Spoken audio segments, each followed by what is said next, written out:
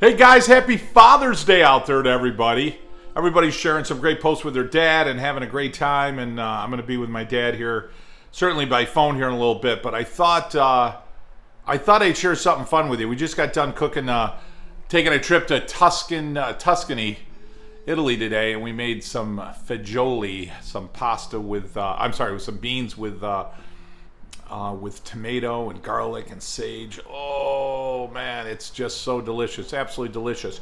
So in any case, I wanted to share a couple of fun thoughts with you. So when I was a young guy with my dad, thought I'd share a dad story with you. And you're this young guy, and you're talking about a girl you bring home, and my father would say, "Listen, let me explain something to you." He says, the qualities that make a good girlfriend, he says, they don't make a good wife. Okay? You go out to the bar, you're like, oh, she's nice, you guys like to dance, you like to have fun.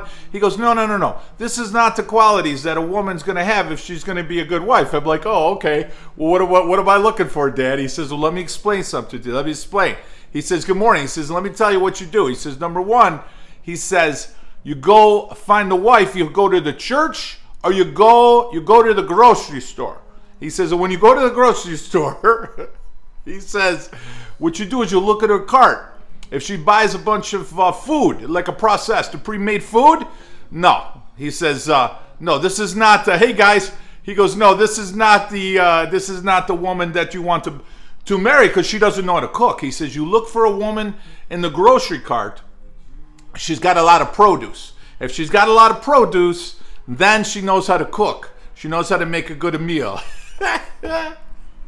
I'm like, okay. He says, and then you look at her handwriting when she writes a check. This is going back in the days before credit cards. He goes, if she writes a check, you take a look at the purse. You take a look at the checkbook. If she pulls out everything nice and organized, she writes a nice handwriting. He says, see, this a woman, if she takes a pride in her handwriting, takes a pride in the organization of her purse, she takes a pride in keeping things neat and organized. That means she's got the quality of keeping a good house. This is a woman you want to take care of a good house. You take a look at the car. If the cars are clean and organized, then he says you understand she's going to keep a good clean house. I'm like, okay, Dad, that sounds great. That sounds fantastic. You take a look how she talks to her mother, her father.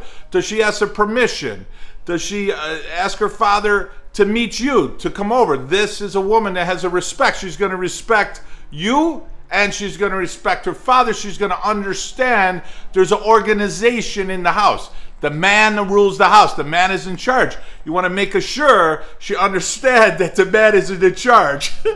So, guys, I'm just saying, don't anybody get mad at me out there. I'm just saying, a little bit of advice from a Pappa Borio. A lot of times in my videos I make these little jokes with garlic on my hands, but that's from my father. My father would literally say that. So he says, if you smell like a kitchen, I come home when your mother and I, when we met, they met at the church. He goes, when I came home, he goes, I smell like the food from the kitchen because they ran a Borio's restaurant. My grandparents opened up a restaurant, right? So he said, I had a food on my hands, I had a garlic on my hands. He says, so then your mother, she's like, oh, I love the way your hands smell. He says, see, now the woman likes to cook, and it's going to be a good marriage, he would say. So I'm just saying, a lot of these times I make these jokes. If your hands smell like garlic, and a woman doesn't like that, you know what I mean? It's probably not going to work out very, very long anyways.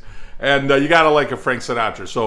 So my father would always play, it's Sunday here at the house on Father's Day. So again, happy Father's Day, everybody. I'll wrap it up. In the morning, I'd wake up in the morning. My father would get up. He would work Saturday night at the restaurant. He would close the bar at Borio's restaurant. He'd come home 2 o'clock, 3 o'clock in the morning, try to get out of there sooner if he could, and he would go to bed. He'd get up about 6 o'clock in the morning, and then he'd go back down the restaurant, which was 100 yards from my parents' house.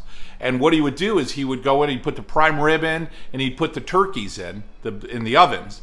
He'd come back home and he'd go back to bed for maybe like 2 hours. Then he'd come back, then he'd get up in the morning, he'd get dressed, take a shower, get dressed, and then we would all have breakfast together. And he would take we had an old Magnavox with the old vinyl albums, and it was the same vinyl albums on there. He had 3 of Sinatra. He'd have the 4 Freshmen, Perry Como, Dean Martin, and then he would have some Jerry Vale, and he would get these things going. He'd get these things going in the morning, so the whole house was filled with this beautiful music of our life. And then my grandmother, Nona Borio, my dad's mother. By then, my grandfather, Nono Borio, had passed away. She'd come to the back door because, again, Italian family, everybody lived like 5 feet from each other. That's why I love that movie, My Big Fat Greek Wedding. Remember that big movie? And he buys the house, and at the end of the movie, they show the houses right next to his house. It's exactly the way it was in our family. Literally, my father lived right next to his brother and his sister, and my grandmother, my father's mother, lived right across the street. So everybody lived next to each other. So my grandmother would come over in the morning. We'd all have breakfast. And, not that everything was perfect. I think sometimes you remember it being more perfect than it probably was. Or as a kid, it seemed perfect. I'm sure they had their times of challenge and struggle. But what a wonderful... I was so blessed to have such a wonderful upbringing, wonderful life. You hear some of these people on social media and on TV shows, and they've had such tragic upbringing, and I wasn't one of those people. I was very blessed to have a little old school, little traditional. I listened to Sebastian Maniscalco. I know some of you guys, if you like Italian upbringing, you listen to this guy. His father's my father. It just cracks me up that old school living. So it's you tend to look at the world a little differently because you had that upbringing. But God bless you guys. Big love and embrace to everybody out there. Thanks for subscribing and being part of the Cooking Italian Joe family and our experience here. And happy Father's Day to all the dads out there. And I'll tell you, you make the world better one day at a time. My dad, in closing, he gave me so many bits of advice. One of the best pieces he gave me is always leave it better. Leave it better than you found it. Leave it better than you found it. Leave things better. If you borrowed somebody's tool, a chainsaw, I'd always fill it up, sharpen the blade, fill it up with oil. Always make it better than you found it. And he looked at life that way. Leave the world a better place than you found it. And I don't know how much better advice you could have from a man who loved his family. My dad's username is 4 Great Kids. Great kids. Isn't that great? So I'm so blessed to have my dad. He's still with us, along with my mother. I talk about my dad all the time. My mother's the one that saved me. My father, on the other hand, we grew up old school. We'd get the belt once in a while. And the most common heard phrase in our house was, "Don't hurt him, Joe," because I would talk back to my father once in a while, and he would run after me, and my mother would be like, "Don't hurt him, Joe." So it was a lot of fun. Hey, love and appreciate you guys. Happy Father's Day to all you guys. Thanks for being part of the Cooking Italian with Joe experience. We're going to be in Italy in 2 weeks. I'm going to be there for a month. I'll be there the whole month of July. We've got a lot of great recipes. Message me, tell me what you guys are looking for, and if there's anything from Puglia, Italy that you guys are looking for specifically, I'd certainly love to bring it to you, love to share it to you. All right, God bless you guys. Have a great one.